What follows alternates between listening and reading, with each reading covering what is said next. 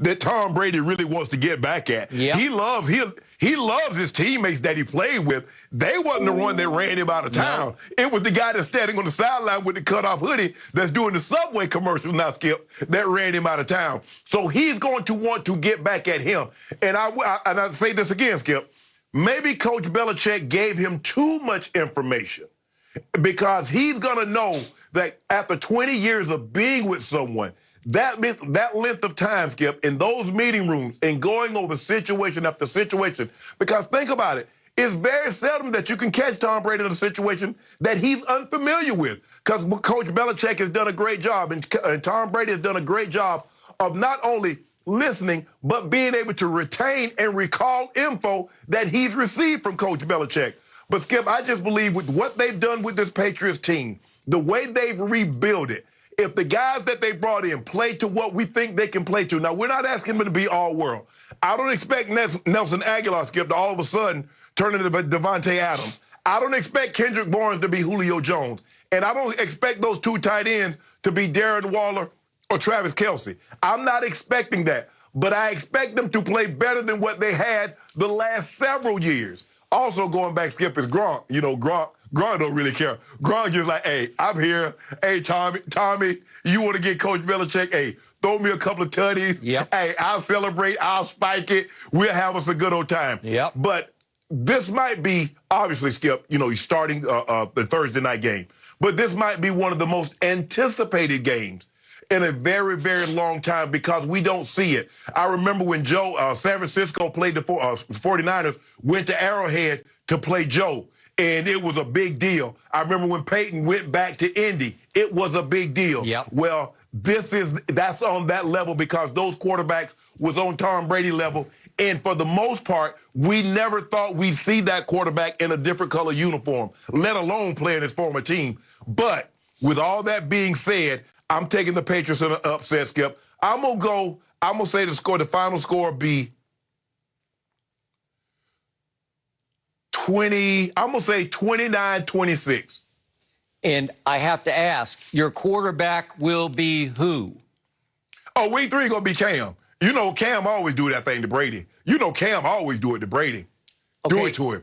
I get that, but you've been telling me for months on this show that Mac Jones was the guy in this group of quarterbacks. Yeah. So you're not going to start him in week 1? No, but I also told you this. I believe Cam starts week 1. I just don't believe he'll have the long leash that he had last year to play as bad as he did in some stretches. And Coach Belichick says, Cam is our quarterback, Cam is our quarterback. Given that you have Mac Jones, that you selected with the 15th pick in the draft, Skip, I don't believe Cam can play as bad as he played at spurts last year for as long as he did and maintain his job. But that'll only be the 3rd week of the season. So I don't see any reason. Well, excuse me, you're right. The 4th week of the season. I don't see any reason. I don't see how Cam loses his job the first month of the season. So Cam is the starting quarterback, and I think he runs his record of probably like, what, 2-0, 3-0 against Brady? Because, you know, he did it to him on the last-second pass in New England. He did it to him on that Monday night when Tom Brady chased the official off the field. You remember that, Skip Bayless. He should have been fined for that. He accosted that official. And I remind you, last year, Cam Newton's QBR ranked 30th out of 33 qualified quarterbacks. He's not in Carolina anymore. He's not a young man anymore. I say good luck to you. In fact, you want to give me a couple of points? I don't know. No. Yeah. No, you're going to give me the line. You're going to give me the line. Okay, I'll do it right now. I will give you whatever the line is for 5 cases right now. Do it. Done. Thank you. Thank you. Done. Okay, Done. Now I want you to tell me, what do you think Tampa Bay's record will be this year? I already told you. I told you yesterday, 13-4. Well, I thought maybe you'd sleep on it and come to your senses. No. Skip, there's a reason why only 2 teams have gone into the playoffs with an undefeated regular season record. The 72 Dolphins and the 07 Patriots. Yep. It doesn't happen. It's extremely hard. You have to be fortunate, win a couple of close games, Skip, last-second field goal, somebody misses a last-second field goal, and you have to maintain great health. You do. Great health. Remember, you're adding an extra game now, Skip. Okay. So for me, I'm gonna stick with the 13-4. Okay. I'm going to stick with 17-0 because I find it hard. And again, you told me yesterday what your 4 were. I think you had Rams.